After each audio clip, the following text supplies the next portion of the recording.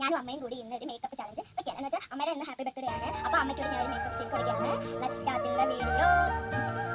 Okay, ആദ്യം നമുക്ക് എടുക്കേണ്ടത് ഫൗണ്ടേഷൻ ആണ്.